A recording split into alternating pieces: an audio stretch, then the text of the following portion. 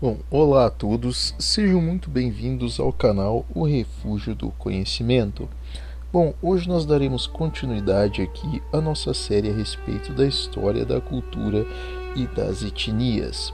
Bom, no nosso último episódio, nós abordamos aqui a respeito da era clássica indiana, Falamos um pouco aqui a respeito aí de Gandhara, Falamos a respeito dos reis ali, entre eles Chandragupta Maurya, que foi um dos principais reis aí da época da era clássica indiana, dessa busca deles justamente por um ordenamento, ali vamos dizer assim, uma busca, justamente por unificar aquela etnia, indiana em um único grupo, criar realmente uma identidade própria daquela região, daquela população ali dos próprios indianos em si, Porém, aquele caos, aquela sopa étnica ali de crenças, enfim, até coisas muito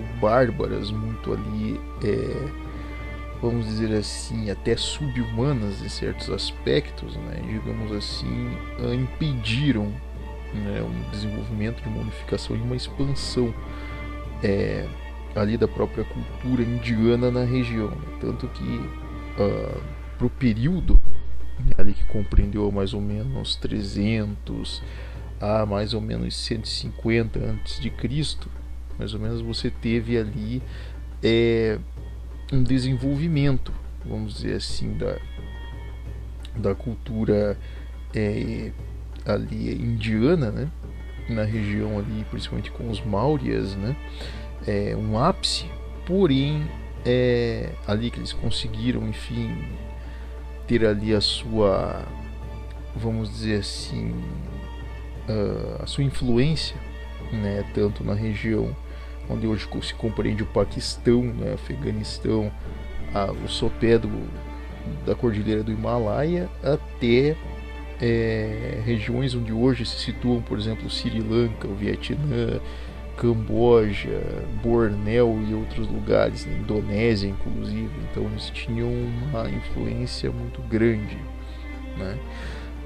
porém eles começaram a perder isso com o tempo, justamente por esse caos ali interno deles em relação a não possuir uma identidade própria, uma crença, um mito fundador muito bem difundido, até porque cada região ali tinha uma crença completamente diferente, o que não conseguia unificar, e é uma característica que ela se torna quase que perene aí por toda a história indiana, Porém, hoje nós vamos abordar aqui a respeito aí de outra cultura, vamos dizer assim, não, no caso, voltando-se à questão do Oriente, mas retornando aí ao Mediterrâneo, Havíamos já conversado a respeito aí dos macedônicos, da herança de Alexandre o Grande, e um de seus generais, vamos dizer assim, talvez um dos mais leais dele, no caso Ptolomeu, ele vai fundar a própria dinastia dele, na região onde hoje se compreende aí o Egito.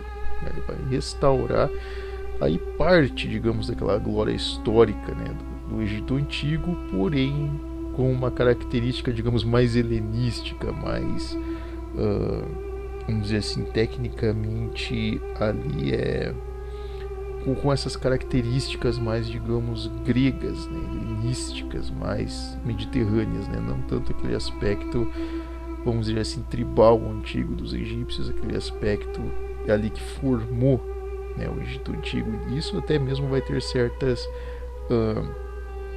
ali, vamos dizer, diferenças da população quanto a esses aspectos, Mas vamos abordar justamente aí sobre os ptolomaicos hoje. Então espero que desde já deixem um like no canal, que acompanhem o nosso conteúdo, e vamos iniciar o nosso vídeo. Bom, com a morte de Alexandre o Grande, um dos seus mais leais generais, Ptolomeu, ele foi nomeado como governante da província egípcia do Império Macedônico. Adotando o título de Sóter, entre aspas, libertador, ele buscou defender o território de supostos usurpadores, os quais almejavam controlar a região. muito rica em cereais e pedras preciosas, por sinal, né? Após este período conturbado, conhecido como Guerra dos Diádocos, Ptolomeu ele foi agraciado como faraó por parte dos oráculos de Siwá, vindo a fundar sua própria dinastia, qual, segundo ele próprio, seria por mérito sucessor dos antigos faraós legitimamente egípcios. Bom, diferentemente do que o pessoal obviamente vê, né, em relação à história egípcia, Ptolomeu ele não tem sangue egípcio, ele não nem sequer, vamos dizer assim, geneticamente tem algum parentesco com egípcios. Se você pegar a questão ali, vamos usar o termo racial, porque isso é errado, mas no aspecto genético, né, os egípcios eles são, vamos dizer assim, pardos, né? A genética deles é parda. E no caso dos helênicos, eles são brancos, eles são europeus, né? Enfim, aquela característica mais mediterrânea ali, né, da península grega. E Ptolomeu ele não tinha nada de egípcio, porém, vamos dizer assim, que ele tenta ali, digamos, seguir aquele legado de Alexandre o Grande, já que o próprio Alexandre havia sido, enquanto vivo, né, de certa forma ali, vamos dizer assim, prestigiado como recebendo as honras, né, de um faraó, né, por parte dos oráculos egípcios ali, né? Foi agraciado com esse título. E Ptolomeu ele tentou fazer jus a isso, né? Eu não sou Alexandre o Grande, porém eu mereço esse título tanto quanto ele. Então eu vou mostrar para o povo egípcio que eu sou merecedor disso, né? Dessa colocação, digamos, desse título, né? E justamente o que ele faz já que ocorre, né, essa queda, né, do Império Macedônico, né, você tem a morte de Alexandre o Grande, você tem um período em que ali supostos descendentes, né, filhos de sátrapas e outros ali que arrogavam o seu direito ali de sucedê-lo, né, no comando desse dito império, começavam a saquear outros reinos, começavam a querer anexar outros territórios para tentar recuperar essa glória macedônica. Porém, como Ptolomeu, vamos dizer assim, talvez até um pouco mais realista, vamos dizer, se levar nessa situação, né? Até porque ele foi um dos 3 generais ali, né, que foram agraciados com ali as terras que pertenciam a Alexandre o Grande, né, o território dele. Ele próprio, Ptolomeu, realisticamente, ele sabia que seria impossível repetir tamanha glória, né, de você conseguir controlar tamanho território. Então ele foca-se justamente na parte ali na região em que ele herdou, né, que foi ali no caso a Península Egípcia, né, o norte da África. Então vamos proteger aqui, né? E ele consegue, vamos dizer assim, ele mostra para a população, mesmo não sendo legitimamente egípcio, de que ele, vamos dizer assim, ele veio ali para proteger a população, para libertar aquela população ali de ser cativa, digamos, de outros invasores externos, né? Então ele adota esse título, né, de Sóter, né? E a fim de justamente garantir esta legitimidade, né, Ptolomeu ele busca adotar grande parte dos costumes egípcios, a começar por restaurar a reputação de muitos sacerdotes politeístas. Além disso, né, ele recriou o antigo costume dos casamentos incestuosos, prática esta que era adotada pelos antigos reis egípcios pois jamais, né, miscigenava o seu sangue de linhagem. Porém, né, tal prática ela não afetava os antigos egípcios, visto que estes normalmente possuíam haréns e relacionavam-se com várias mulheres, não tendo uma relação muito próxima. Porém, os ptolomaicos eles acabavam por se relacionar diretamente com irmãos e primos próximos, o que acabava por aumentar exponencialmente a chance de debilidade, ou mesmo o que a gente chama, né, de mongoloide, característica qual foi presente em sucessores do trono, né?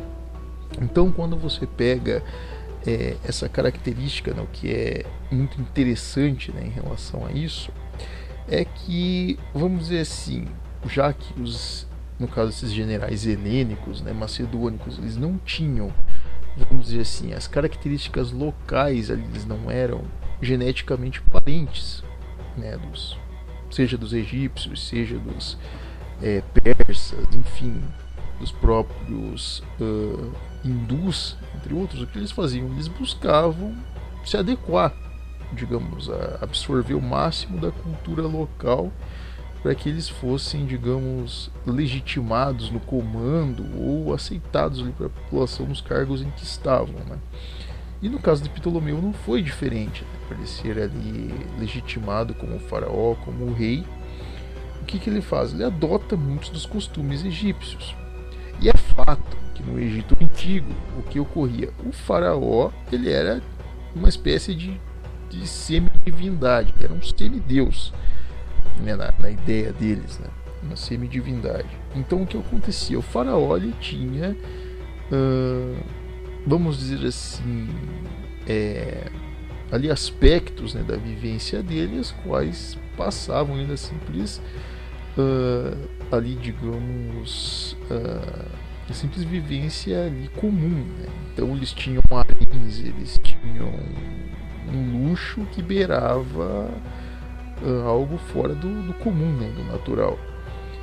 Porém, né, os ptolomaicos, obviamente, eles não iriam imitar o mesmo luxo, até porque isso seria impossível, né, economicamente falando. Porém, no aspecto de relações, ou no aspecto ali de, vamos dizer assim, convívio social, eles tentam copiar os egípcios na forma como eles se relacionavam. Por exemplo, um faraó ele casava com, entre aspas, uma irmã, né, que é algo, vamos dizer assim, na sociedade enfim, ocidental, nós não compactuaríamos com algo assim, né? Óbvio. E nem na própria história em si isso era muito certo, até porque de forma biológica ou natural você ter esse tipo de relação, ocorre que o filho ali, no caso a prole, nasce com problemas genéticos. Isso é um fato constatado, né? Porém, o que acontece? Os ptolomaicos eles tentam copiar, digamos, esse costume egípcio. Só que os egípcios, quando se relacionavam com irmãos, entre aspas, porém de vários ali progenitores diferentes. Vamos dizer assim, o faraó tinha um harém com 50 mulheres. Então você tinha 200 filhos, vamos dizer assim. Se você tiver 200 filhos, o parentesco é mínimo, a chance de dar algum problema. Agora dos ptolomaicos não, eles eram famílias ali ligadas, diretamente ou indiretamente. Então a chance de ocorrerem problemas genéticos era muito grande. Isso foi uma característica, digamos, presente, né, vamos dizer assim, na dinastia ptolomaica, né? Porém, tirando essa questão física, vamos dizer assim, essa questão ali de relações sociais ali, ou familiares que eles tinham, na parte de você, digamos, respeitar a crença local, a cultura local, vamos dizer assim, a forma como as pessoas, elas, digamos, ali tinham as suas práticas de crença, seus ritos, enfim, a sua forma ali de vivência, né, cotidiana. Os ptolomaicos eles respeitaram muito, né? Algo que, por exemplo, os persas não respeitavam, né? Os persas, eles basicamente, de certa forma, até humilhavam, né, os egípcios, diferente de como trataram os hebreus, por exemplo, que tratavam, vamos dizer, entre aspas, a pão de ló, né? Tratavam na palma da mão. Os egípcios não, eles, no caso, os persas tratavam muito mal os egípcios, inclusive. Era um povo ali de segunda classe, vamos dizer assim, eles são meio que maltratados. E, no caso, os helênicos não, né? No caso, os helenistas não, eles vão tratar os egípcios muito bem. No caso de Ptolomeu, por exemplo, vai tratar muito bem os egípcios. E vai reerguer, vamos dizer assim, muitas das práticas deles ali, em parte de cultura, de crença, enfim, vai restaurar isso. E já somente por esse ponto, né, de você dar valor a essas pequenas relações cotidianas, né, esses pequenos valores cotidianos, já garante a Ptolomeu, vamos dizer assim, uma alcunha ali de ser um governante benevolente, um indivíduo ali que realmente merecia o posto no qual estava, né? Então, a propaganda funcionou bem, né, nesse ponto. Enfim. Bom, enquanto Ptolomeu Sóter ele reinou como faraó, né, a economia do Egito ela voltou a prosperar. O comércio advindo ali da sua agricultura, né, da pesca, fornecimento de minerais e pedras preciosas a outros reinos, garantiu que a população recuperasse um pouco da bonança a eras perdida. Né? A sua popularidade para com a aristocracia, não somente egípcia, mas helênica como um todo, fez com que muitos artistas olhassem para o território egípcio a fim de ali empregarem suas grandes obras. Um destes artistas foi o grande arquiteto e intelectual Demétrio de Faleros, o qual planejou a construção de um dos mais emblemáticos monumentos da história, a Grande Biblioteca de Alexandria, a qual seria talvez o principal marco da dinastia ptolomaica. Então, vamos dizer que não somente a dinastia helênica, eles não só, digamos, reergueram esses valores ali, costumes locais, como também investiram economicamente, fizeram com que o reino ele prosperasse, né? Então utilizaram de toda a tecnologia helênica que possuíam, em relação utilizaram ali também na questão do seu prestígio em comércio, enfim, em comunicação, né, com outros reinos. Então eles trouxeram muito desse desenvolvimento, né? Então você vai ter o comércio por parte da agricultura, você vai ter comércio, digamos, de especiarias, pedras preciosas, você vai ter ali um desenvolvimento de armas, inclusive, a parte voltada inclusive à estética, você vai ter um desenvolvimento muito significativo, vamos dizer assim, né? E as pessoas ali, enfim, vamos dizer assim, que os súditos em si, eles admiravam isso, né? Até porque era uma opulência a qual eles não viam, né? Essa pungência, né? essa beleza, digamos assim, desde eras atrás, né? Séculos antes. Então, eles viveram por muito tempo ali como, vamos dizer assim, reféns dos persas, né? Depois você tem vamos dizer assim, a restauração dessa glória. Então para eles é algo impressionante, né? Verem ali um indivíduo, né, com tamanha, vamos dizer assim, magnificência, né, um indivíduo ali tão organizado como Ptolomeu fazer tamanhas, vamos dizer assim, tamanhas obras, né, tamanho desenvolvimento para eles, né? Isso foi impressionante, né? E no caso em relação à própria cultura em si, não é, toda essa beleza atraiu, né, os próprios artistas em si para que ali, digamos, construíssem, expusessem sua arte através da arquitetura, através da escrita e de outros, né? E o próprio Demétrio de Faleros foi um exemplo, né? Ele chega no local da região grega justamente com um projeto de construção, né? E ele vê em Alexandria esse potencial, né? Construindo o grande farol, né? Uma grande biblioteca que é talvez uma das grandes maravilhas aí do mundo antigo, né?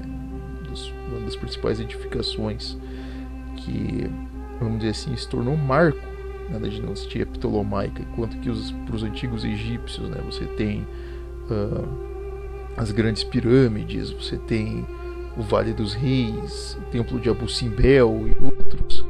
No caso dos ptolomaicos, você tem, no caso, o Grande Farol de Alexandria, né, que é o exemplo aí máximo de cultura e de conhecimento, né, que, vamos dizer assim, vai ocupar o lugar que antes pertencia a Atenas, por exemplo, aí como o cerne, né, do conhecimento do mundo antigo. Em relação à própria biblioteca, né, de Alexandria, tamanha imponência e magnanimidade, né, dessa construção, a qual contava com um farol de cerca de 120 metros de altura, assim como salões de estudo, além de gigantescas salas de armazenamento de papiros e artigos de arte, de antiguidades de várias partes do mundo, né, que Alexandria ela tornou-se sinônimo, né, de capital do conhecimento no mundo antigo. O título que antes pertencia à famosa Atenas acabou por ser transferido à suntuosa cidade litorânea. As belezas naturais da região, somadas ao agradável clima e o compartilhamento de ideias, faziam a região se projetar ainda mais como uma superpotência. Prova disso é que grandes pensadores passaram anos morando no Egito Ptolomaico, utilizando da biblioteca como espaço para o desenvolvimento de seus projetos. Podem ser citados, no período, o grande escritor Zenódoto de Éfeso, o qual buscou transcrever muitos estudos de grandes filósofos gregos, assim como desenvolveu importantes avanços nas formas gramaticais, além de compilar um grande volume de poemas homéricos.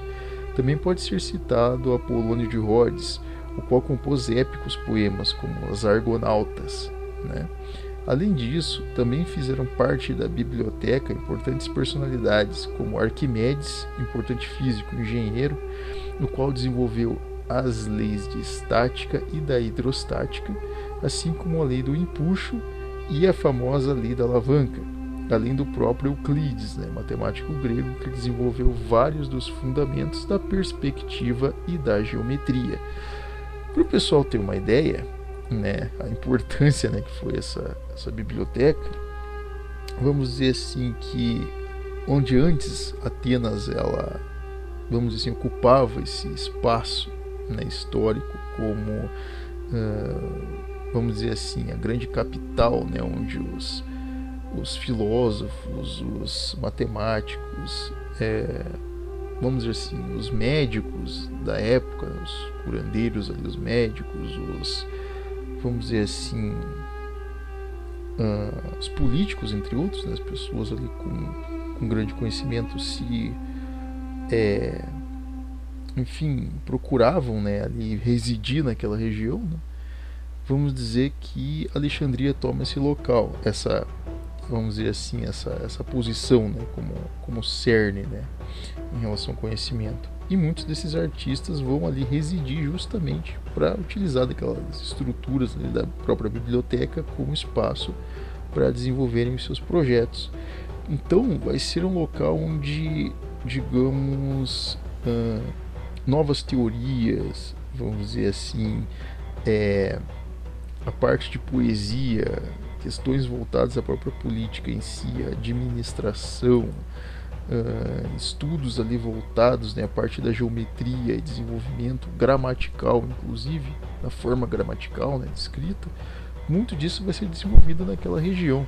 Inclusive, muitas das memórias e relatos justamente do próprio período de Alexandre o Grande vão ser justamente compilados, né, em Alexandria, até porque é um período ali de cerca de período de que foi o reinado de Alexandre, né, foi cerca de 10 anos mais ou menos, foi um período muito meteórico, né.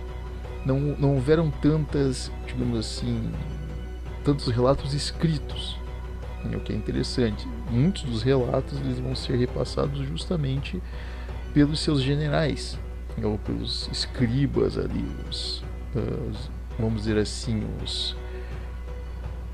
os escritores que acompanhavam, né, os generais, né. E Ptolomeu ele foi um dos grandes difusores, né, um dos grandes aí narradores, né, justamente dos feitos, né, de Alexandre o Grande, que é algo muito interessante. E muito foi compilado justamente em Alexandria, né. Em relação a isso também, né, é importante frisar, né, que a grandiosa biblioteca, seu universo de conhecimento, assim como estabilidade social e econômica, elas foram os grandes legados, né, de Ptolomeu Sóter. Então, digamos ali que toda essa estrutura, né, foi a herança deixada por ele para esse império que estava se desenvolvendo, esse reino. Caberia ao seu filho, né, Ptolomeu II, continuar os passos de seu pai. Filadelfo, como ele era conhecido, tinha fama de ser um rei extremamente entusiasta de novidades tecnológicas, assim como um financiador e mecenas de projetos de invenções. Então foi um pouco além até do próprio pai dele. Durante o seu reinado, várias criações lá surgiram, desde formas mais elaboradas de armazenamento de água e irrigação, até os primeiros conceitos de mecanismos a vapor e armas de guerra mais sofisticadas. Como não tinha de dedicar muito tempo em batalhas ou manutenção de território, uma vez em que seu exército estava presente desde o atual Sudão até os limites do deserto de Canaã, tinha disposição de sobra para investir no desenvolvimento interno. Estes investimentos lhes renderam um nível de sofisticação e suntuosidade à população local que a mesma era notoriamente invejada até mesmo pelos próprios reinos helênicos do Mediterrâneo. A esta altura era possível observar a população muito bem nutrida, com as mulheres utilizando muitos adornos e peças de roupas dos mais finos tecidos, além dos mais suntuosos cosméticos do período, como sombras, batons e outros.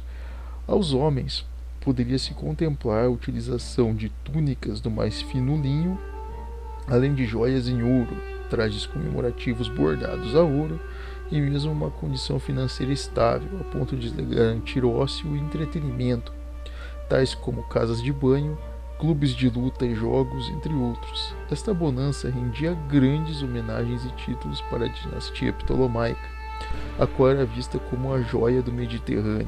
Então, olha que coisa, né? Nesse período aí os descendentes ali do próprio Sóter, né, no caso Filadelfo ou Ptolomeu II, né, ele vai investir muito nessa questão do desenvolvimento, né, na própria tecnologia em si. Ele não vai ficar só estagnado ali naquela questão, vamos dizer assim, vamos restaurar simplesmente os valores ali egípcios, vamos trazer de volta essa identidade egípcia. Não, ele vai investir também no desenvolvimento. Ele quer também que ali vamos dizer assim, o reinado ali deles, ali, a dinastia deles, seja responsável por alcançar grandes novidades ou grandes desenvolvimentos para a época, né? Grandes invenções, né, para aquela época. E é fato, realmente inconteste, que nesse período vão ser construídos os primeiros mecanismos a vapor. Tá? O pessoal pensa, as máquinas a vapor surgem durante a dita Revolução Industrial, né? Muito mais recente, né? Alguns séculos aí mais próximos de nós, né? Mas não, na verdade, o que surgem são mecanismos, vamos dizer assim, a parte de mecânica construída em ferro, de armazenamento de vapor, né? Para produção em massa. E é diferente. Na época eles utilizavam, digamos, ali como simplesmente ali, vamos dizer assim, para entretenimento, né? Mas vamos dizer assim, para irrigação, por exemplo, né? Para métodos de irrigação e outras coisas mais simples, né? Ou tão um pouco mais rústicas, eles utilizavam mecanismos ali feitos de madeira, enfim, ferro fundido, coisas ali muito toscas, né, do período. Eles tentavam inventar, digamos, esses mecanismos muito rudes, né, mas criaram, né, justamente os primeiros mecanismos a vapor. Ali desenvolver ali melhores mecanismos de batalha, né, de guerra, ali, como balistas e outros mecanismos de guerra aí mais sofisticados, né. Também ajudaram a desenvolver as embarcações, né, ali no caso egípcias, né, que agora começam a utilizar aquele conceito de trireme, né, dos gregos, né, muito mais robustos, enfim, né, tem uma certa vamos dizer assim, um certo destaque, o que é bem interessante. Em relação à população, né, o que é também interessante, você tem a questão ali da utilização dos adornos por parte das mulheres. Você tem uma estética muito mais profunda, você tem a utilização de roupas, algo bem mais helênico, digamos assim, no aspecto do que era, digamos assim, um aspecto, vamos dizer assim, egípcio, né, antigo, que era usar poucas roupas, enfim, aquela coisa do calor, né, e tal. No caso deles não, já tem uma estética muito mais helênica, né, com roupas em linho, com cosméticos. Você tem algo bem mais trabalhado, né, bem mais, vamos dizer assim, fino, né, no acabamento, a estética deles, né, os acessórios que utilizavam, a indumentária, do que era utilizado antes no Egito. Então, isso obviamente espelhava, né, a condição financeira boa que eles tinham, enfim, a vida mais regrada, né, que eles tinham, né, algo bem mais, vamos dizer, entre aspas, esteticamente mais bonito até, né, mais apresentável, algo bem interessante também para a época, né. Nesse ponto você tem, digamos, que a gente chama aí de auge, né, dessa dinastia ptolomaica, justamente enquanto, né, estes reis, vamos dizer assim, eles não tinham tanta preocupação em questões de combate. Você pode até perceber que eles se voltam justamente para a proteção, né, da própria península ali, né, da região em que eles governam. Só que o que acontece? Os descendentes deles não vão seguir muito à risca essa questão. Você vai começar a ter rixas familiares, né, que é o que a gente vai perceber, né. Bom, vamos dizer assim que essa ascensão, né, justamente conseguida aí, no caso, pelos ptolemaicos, né, essa estabilidade ali que durou esse período entre Sóter e Filadelfo, né, você vai ter um desenvolvimento bem estável. Porém, como eu disse, né, os seus descendentes ali, eles não farão jus, digamos, a esse legado, né? A começar ali por Ptolomeu III, né, no caso Evergata, filho, no caso de Filadelfo. Evergata, ele era mais combativo, né, então ele era um pouco mais bufão, digamos, mais, como a gente pode dizer, mais valentão, né, de querer comprar briga com outros reinos ao entorno, buscando aí expandir, né, os territórios egípcios ou se legitimar. E um dos primeiros aí que ele vai arranjar briga, vamos dizer assim, vai ser justamente com os Seleucidas, né? Seleucidas, que para quem não sabe, eram, digamos, vários sátrapas, uma família de sátrapas que governava ali regiões desde a divisa com o reino hindu até basicamente a região de Canaã. Então eles governaram ali grande parte do Oriente Médio também, porém, vamos dizer assim, fragmentados, né, em pequenos reinos, né, após a morte de Alexandre o Grande. E vamos dizer assim que Evergata, ele não se preocupou muito com essa questão de que vamos manter boas relações com os outros povos para garantir comércio e desenvolvimento. Não, ele queria expandir mesmo, entrar na briga. E até de fato, vamos dizer assim, que por via de regra ele consegue ainda ter uma certa, vamos dizer assim, vantagem, né? E até a legitimidade que ele consegue a respeito disso é que, vamos dizer assim, alguns familiares seus foram mortos, inclusive pelos Seleucidas, né? O que, vamos dizer assim, garante mais legitimidade à batalha e garante até, vamos dizer assim, engajamento, né, dos egípcios contra esse conflito. Inclusive, né, ele vai conquistar várias regiões aí no próprio Egeu, né, enfim, vai exercer inclusive influência até na região do Mar Egeu, né, que é algo bem interessante. E essas vitórias, elas vão garantir esse apogeu, digamos, do expansionismo ali ptolomaico, né, em questão territorial. Eles vão ter não somente a Península Egípcia sob o controle deles, como também parte ali do Mediterrâneo, né, que é algo bem interessante, né. Inclusive o próprio Seleuco II, né, Calínico, ele teve ali, digamos, ficou meio que espantado, né, com essa força ali, né, com essa, vamos dizer assim, com essa influência, né, dos próprios ptolemaicos, né, e admirou isso, né. Mas é aquela coisa, né, quando você cresce, digamos, ali pela questão somente voltada à causa, conflitos sem uma estabilidade ali propriamente dita, sem um fundamento lógico, enfim, os seus próprios descendentes ali pagarão as consequências, né. Prova disso foi o próprio filho, né, de Ptolomeu III ali no caso, né, que não foi lá muito bem educado pela família, o famoso terroristazinho Mirim, né, que a gente pode dizer assim, entre aspas, que foi Ptolomeu Filópator, né, Ptolomeu IV.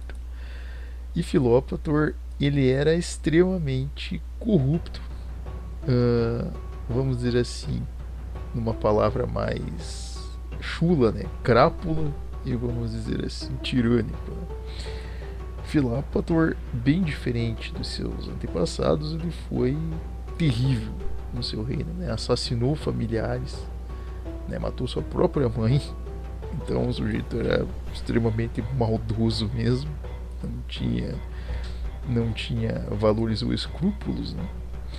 E digamos que o que ele faz, vamos dizer assim, para se manter no governo, né, segurando ali as pontas, como se diz, é fazer alianças espúrias ali com a aristocracia, né, formando uma espécie de oligarquia ali com os mais ricos ali, e digamos criando ali pequenos conflitos ali com tribos externas ali, para você dizer que vamos dizer assim, estava tentando manter a estabilidade do Egito, né?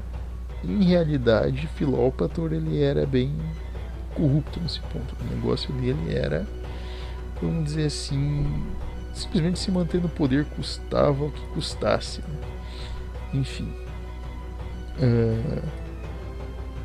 não respeitou ali sua própria esposa, né? Enfim, com quem casou, né? Que era Arsínoe, e enfim, era, vamos dizer assim, frequentemente influenciado ali, no caso, por amantes, né? O que fazia dele, vamos dizer assim, um sujeito nada, vamos dizer assim, exemplar, né?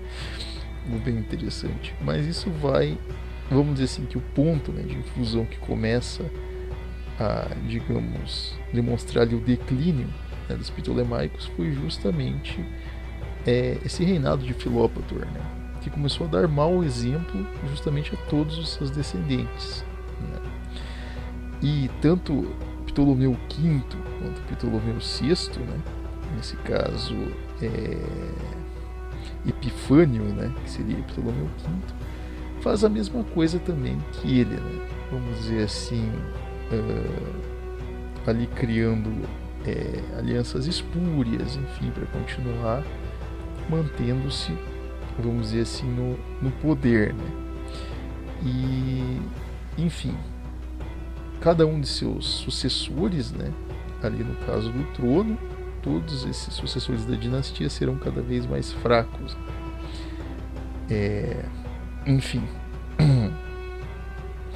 E uma coisa que é interessante, vamos dizer assim, nas dinastias ali, né, no caso na dinastia ptolemaica, é que, digamos, os faraós, eles reinavam juntos de suas rainhas, né? Então eles tinham meio que uma vamos dizer assim, uma equidade, né? Eles eram ali equiparados a governantes pares, né? O que era até interessante, não era, por exemplo, o rei está à frente, vamos dizer assim, ou a rainha está à frente, e no caso o seu cônjuge ali vamos dizer assim, uma figura secundária. Não. O caso deles era par, que era até engraçado. Você tinha, por exemplo, o próprio Sóter, você tinha, no caso, a par dele, que era a principal esposa dele, Berenice I. Você tinha Filadelfo, que Arsínoe era a esposa dele, né? Você tem Evergata, que no caso seria Berenice II. O próprio Epifânio, que seria a Cleópatra I, não a Cleópatra que a gente conhece, mas a primeira, né, no caso dessa linhagem, né? Até porque todas as rainhas, vamos dizer assim, ptolemaicas, ou elas adotavam o nome de Arsínoe, ou de Berenice, ou de Cleópatra, né? Então todas tinham esse nome, né? E também todos os homens levavam a alcunha, né? No caso ali essa nomenclatura de Ptolomeu, porém com seu nome ali diferente, né? Sua alcunha, por exemplo, Sóter, Filadelfo, Evergata, Filópator, Filómator, Epifânio e outros, né? Enfim, e quando a gente chega, vamos dizer assim, nesse ponto de inflexão, né, nos anos finais do próprio Império Ptolemaico, né, nós vamos ter aí a figura que nós conhecemos de Cleópatra VII, né, que é a dita rainha bela, né, o símbolo de beleza ali do período, né, do mundo antigo. A Cleópatra que todos conhecem viria a ser a Cleópatra VII, que ela ascende ao trono egípcio justamente aos 18 anos após a morte de seu pai, né, Ptolomeu XII, né, ou Dioniso, né, no caso, né, Ptolomeu Dioniso. E o que acontece? Nessa lacuna de tempo ali entre o declínio ali com Filópator e seus sucessores até Dioniso, todos os governos eles foram sucedidos por uma disputa familiar, vamos dizer assim, terrível, né, que ocorria com conflitos ali entre familiares, um querendo depor o outro. E ocorriam coisas terríveis como assassinatos, enfim, perseguições e tal, e facções que seguiam um ao outro tinham que, digamos, fugir, né? Porém, Cleópatra, ela, digamos assim,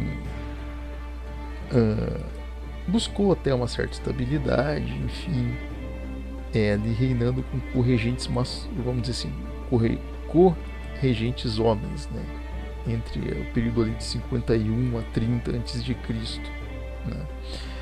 Porém, uma coisa que é interessante, justamente ela vai buscar alianças, né, com, vamos dizer assim, reis mais poderosos, né, com, enfim, figuras mais poderosas, como também com imperadores aí romanos, né, quando vão conquistar aí a região do Egito. Como todos sabem, Cleópatra ela se relaciona com Júlio César, né, que foi o grande, uma das grandes personalidades romanas, né, um dos grandes líderes romanos. Nós vamos falar muito aí posteriormente, né? E nesse período ela ainda é, vamos dizer assim, respeitada como uma rainha pelos romanos, justamente pela questão diplomática, né? Porém, com a queda de Júlio César ali do primeiro ali daquela, vamos dizer assim, daquela, como é que nós podemos dizer assim, aquele período intermediário ali entre o fim da República e o começo do Império Romano, justamente, né? Cleópatra, ela, digamos, foge, né, de Roma ali, com a queda de Júlio César, com a morte dele, e, digamos, ela se alia a Marco Antônio, que era também um cônsul romano, um general romano, né?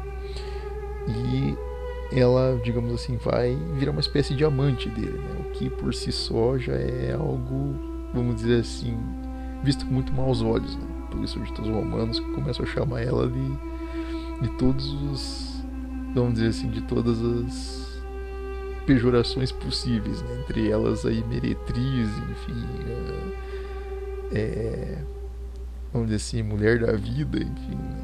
Que se relaciona com todos os homens, né? Enfim, e de certa forma que uma das táticas de Cleópatra para se manter, digamos, o poder da dinastia ptolomaica era justamente isso, né? Usar da beleza dela para, digamos, manter, né, essa estabilidade, que é algo que a gente vai conversar muito depois aí também, né, sobre Marco Antônio, sobre o conflito que ele teve ali com Otaviano, né, pela supremacia ali do Império Romano, e que vai culminar tragicamente, né, na derrota de Marco Antônio e o exílio dele, né.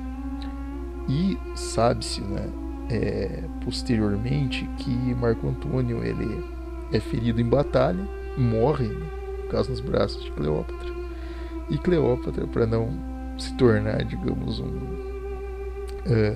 troféu, né, para as mãos de Otaviano, para ser ali exposta aos romanos, né, como prisioneira, ela comete suicídio. Ela bebe veneno, né? Temos que lembrar aqui, no caso, o nome, né, da planta agora, mas se não me engano é áspide, né?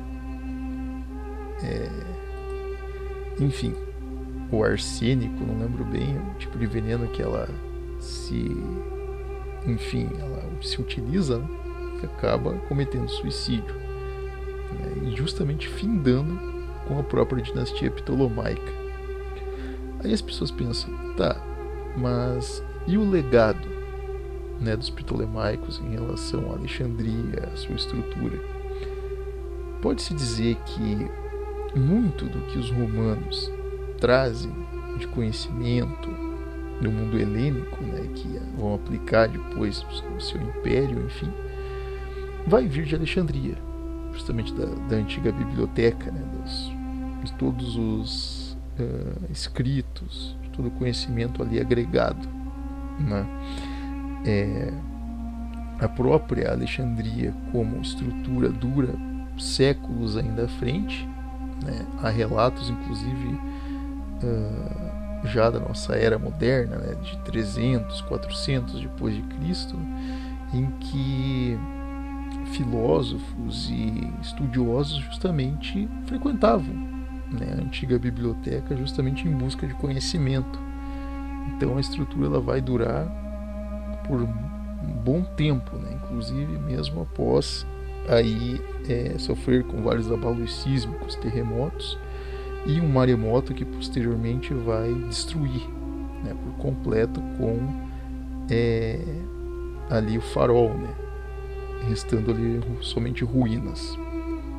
Bom, em relação aos ptolemaicos, o que dá para se absorver em relação a isso, né? Eles tentam justamente recuperar a glória egípcia, né? Trazendo ali o seu, vamos dizer assim, uma nova perspectiva, né? Tentando justamente adequar os valores egípcios, né? A forma de vida dos egípcios, seus costumes de vida, né? De crença, atrelado ao desenvolvimento helenístico. Então você vai ter uma potência de fato, né, diplomática, uma potência comercial, mas ao mesmo tempo, vamos dizer assim, um reino que ele tem os seus próprios problemas internos, né? Porque mesmo ali com eles reinando desde Sóter até Cleópatra, nunca o povo egípcio em si ele teve uma coesão. Eles dizerem, nós legitimamos essa família como, digamos, faraós legítimos da nossa genética, aqui da nossa etnia, né? Não, eles nunca chegaram a ter essa hegemonia, mesmo realizando ali coisas realmente grandiosas, né? Eles não conseguiram chegar a ter esse patamar, mas o próprio Sóter, além de Cleópatra, né, cravaram seus nomes na história, né? Vamos dizer assim, são lembrados até hoje, né, como grandes personalidades. Bom, mas espero que tenham gostado aqui, né, do nosso vídeo a respeito aí dos ptolemaicos, né? Sugiro que o pessoal estude até mais aprofundadamente a respeito desse assunto, até porque é bem interessante. Muito do conhecimento deles está presente também na nossa sociedade ocidental, né?